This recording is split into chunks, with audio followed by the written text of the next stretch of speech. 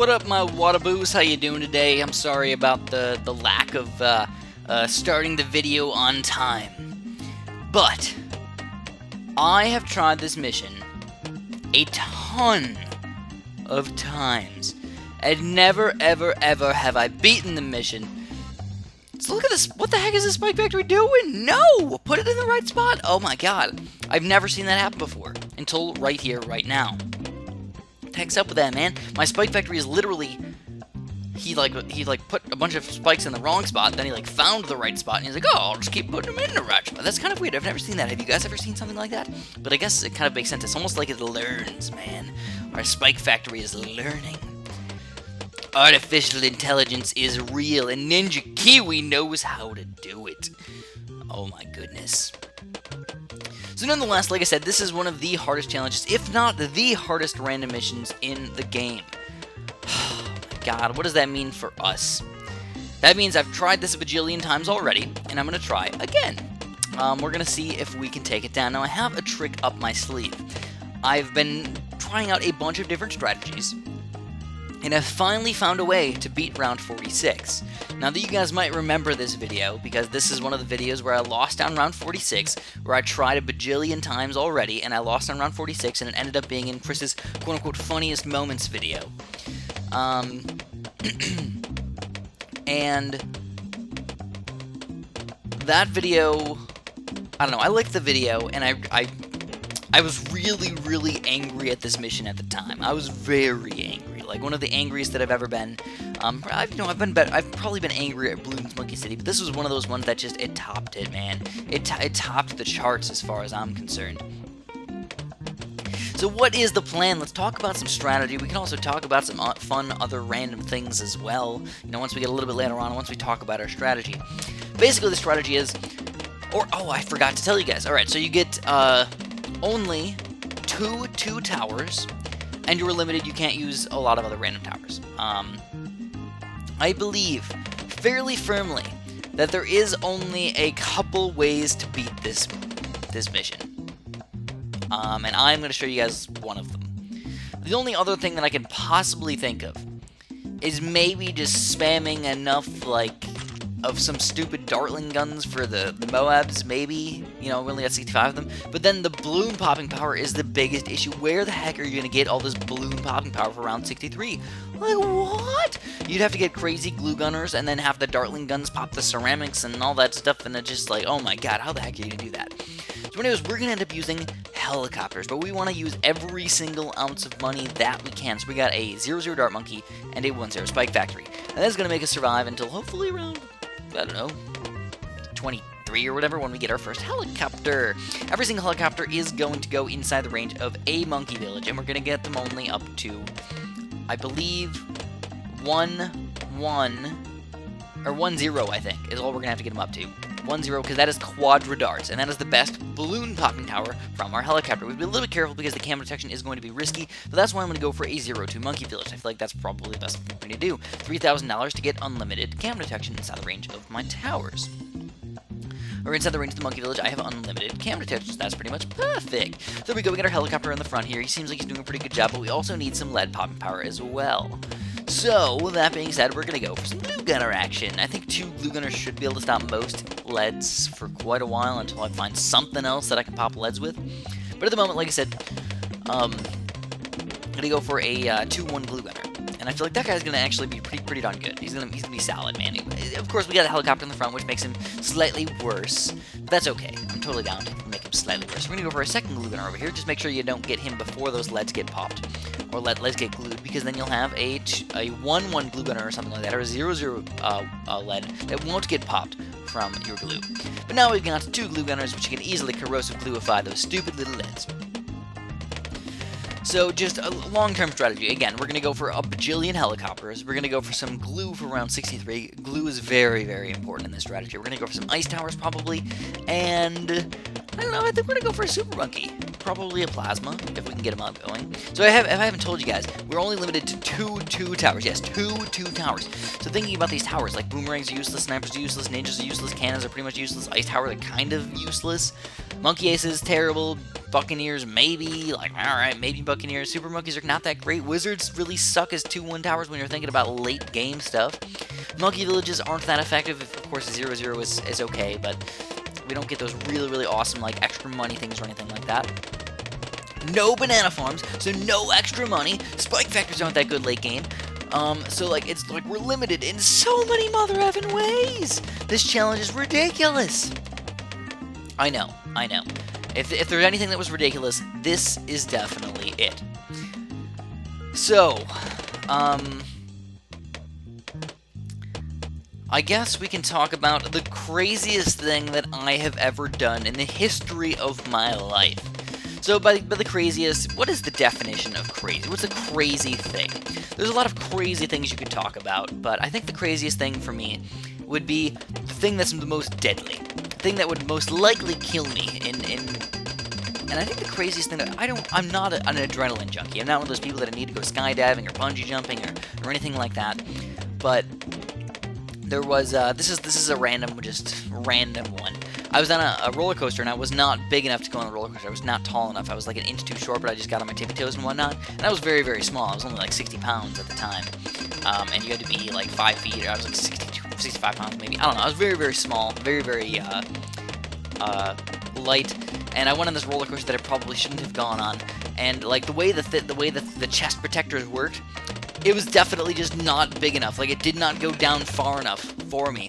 So when I was out riding this roller coaster, I was like just about slipping out of the side of the roller coaster. And my parents probably should have not have let me gone on those, but I was, I was old enough to go. I just wasn't big enough to go, which, is the sad predicament when you're small, man. And I almost fell out of this thing. I was holding on, though. I wasn't a weak little kid, I had muscles. I had the muscles, man. So I was holding on to this thing, and I was, like, holding on for dear life, like, please don't let me fall out of this roller coaster. I don't remember what it was called. I think it was, what the heck was its name? It might have been Dueling Dragons. That might have been the name of it. But I'm not sure about that. It could have been something else.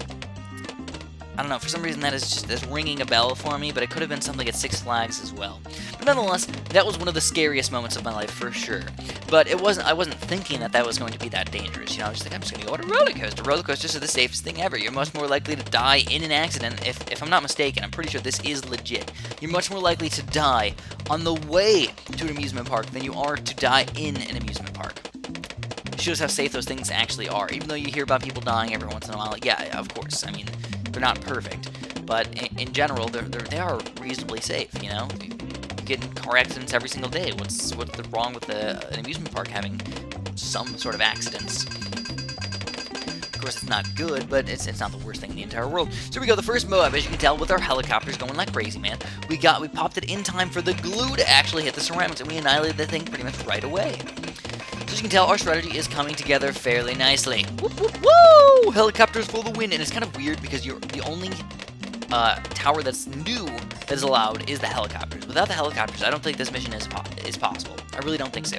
And using a mass quantity of helicopters just seems like a really weird strategy overall. I know, it is. So the only other really crazy thing I did was me and my friends go camping every single year. I tell you guys that a lot because it's a big part of my life. It's really fun. It's a big 4 days, 5 days of my life where we go camping all together and we have a bunch of fun together. And we went to Devil's Lake. And Devil's Lake is not that dangerous. I think Turkey Run is probably more dangerous. But the thing about Devil Lake is there's a lot of cliffs and there's a lot of you don't really go next to the cliffs that often, but you can go next to the cliffs. And if you tried to climb these things, you could easily fall literally 100, 200, 300 feet just straight down and die very easily.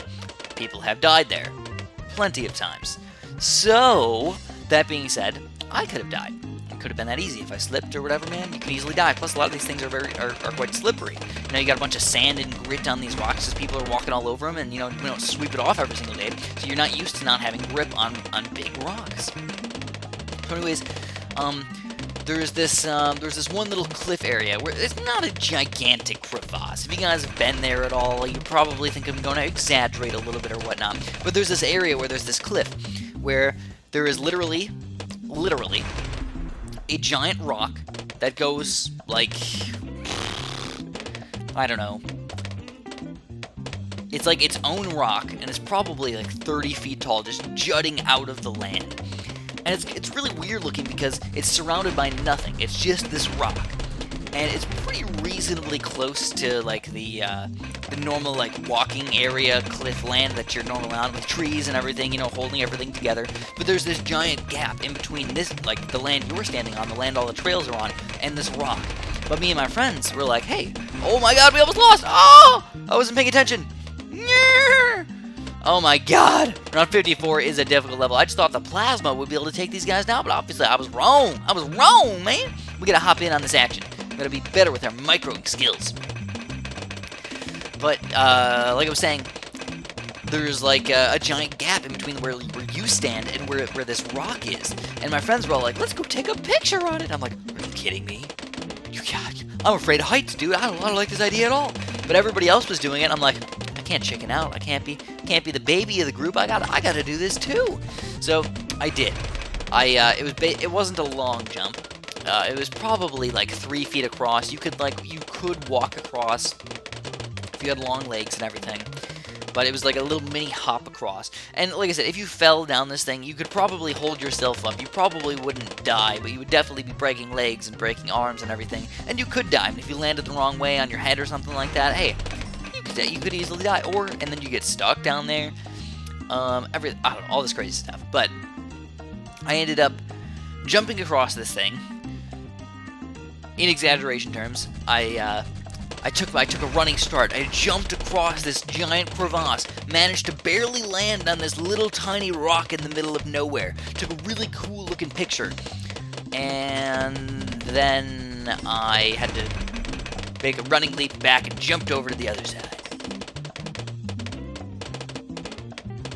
Nonetheless, that was very, very scary, and probably one of the craziest moments of my life. That was one of the craziest things that I've ever done. And again, I'm a very cautious person. I'm not one of those people that I like to do super dangerous things. So for me, doing this little crevasse jump was, and I'm calling it a crevasse. I don't know if you guys know, but it's, I don't know, I kind of got that stuck in my brain. I get certain things stuck in my brain where I say things a certain way, and crevasse is one of those ones that I think is just super duper fun, because Bear Grylls used to say crevasse, and I wasn't a big fan of Bear Grylls, but I like to watch his stuff every once in a while, and it was just kind of fun. So anyways, yes, I do have all of my helicopters on Follow My Touch, so obviously they're getting quite ridiculously funny out there, man. They're getting a little bit goofy and all that stuff. We got our Camelot popping power and everything, and everything is just going fairly smoothly. Whee! Yahoo! Everything is good, except for the fact that we got round 63. Round 63 is coming up quickly. Again, no abilities. We don't get any abilities at all, so we cannot just like spam the 2-4 Spike Factory ability. We cannot just spam a Blade Maelstrom or something like that. We don't have those abilities. So we have to think about how we're going to do this, and I think the best way for me to do this is with some ice towers, maybe some cannons, and just a bunch of glue action. So here we go. We're going to go for a few ice towers in here, up to 2-2. Just get the ice action in here, man. Again, it's because of our Plasma Monk. We don't need this Dart Monk anymore. Screw him. Get rid of him. We're going to get an ice tower over here, wherever he fits. Yeah, come on, get him in here. Where is he going? I think I'll put him on the Super Monkey, aren't I? There we go. All right, and we've got a 2-2 ice tower. It's kind of hard because the helicopters are following all of my touches. So here's round 60. I actually feel okay on round 60. Even though it's weird, I spent all of my money. I'm down to $0. Kind of ridiculous, huh? Here we go. As you can see, the helicopters are still pretty darn boss. Even against the PF, we wouldn't even need the Plasma Monkey. We wouldn't even need the Ice Towers at all. But I do feel like the Plasma Monkey, even though he's probably not the most efficient thing ever, he's one of the only 2-2 towers that I can actually use in an effective way.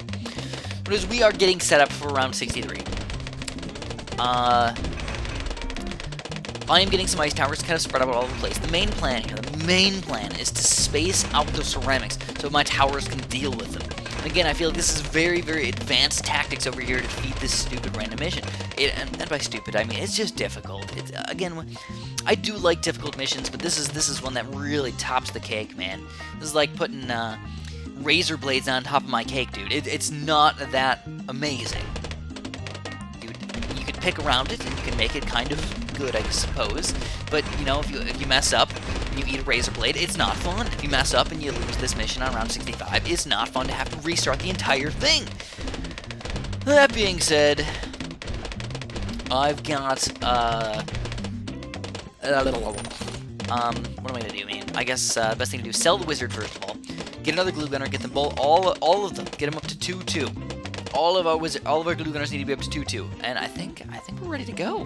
Got $1,000 though. Guess a cannon, why not? Pop him into existence. And that's all I really can do. So it's gonna be a little bit of luck here. And a lot of skill. So we gotta chill right here, man. Obviously, the helicopters are hitting all of the lead balloons on axis. We're gonna go mostly for the left side first. Slow them down while the right side's chugging through over here. Move the helicopters all the way to the back and just stop them from getting through. And it looks like the glue is doing an amazing job. And somehow, we have managed to beat the first round. Oh, wait, they're getting kind of far up there. Oh my god, we got the second rush coming in here. And it looks like we will, again, do the exact same thing. Stop most of the balloons over on the left side here and then come back for the right side.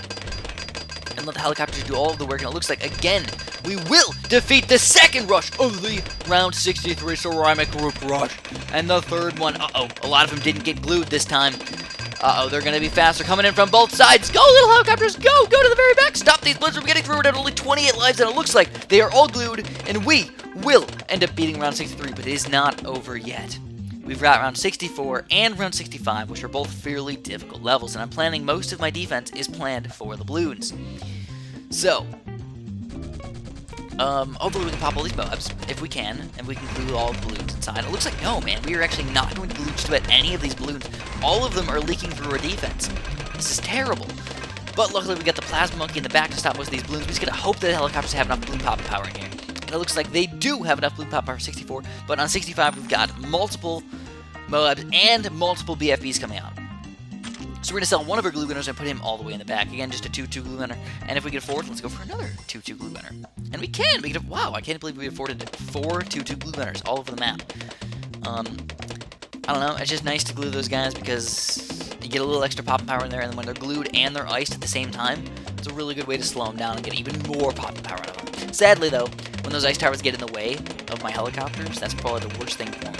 So we're almost done here, guys. We're almost done. Can you believe it? We could possibly beat this nearly impossible mission. There's all the Moabs. Let's hope that our plasma can just take care of all those guys. And it looks like the plasma will. We're going to attack one BFB at a time. So we're going to attack the left side first. Honestly, that's probably a bad idea. I probably should have went for the right side first, but it's okay. Alright, come on, kill this guy. We're going to just kill it all the way down to nothing pretty much. And now the last little BFB over here. Could we take it down? It looks like the helicopters will end up taking him down, I think. They're getting kind of far. I can't see anything. And we do complete the random mission. Thanks so much for watching. Press like if you liked the video. And have a super duper delicious day.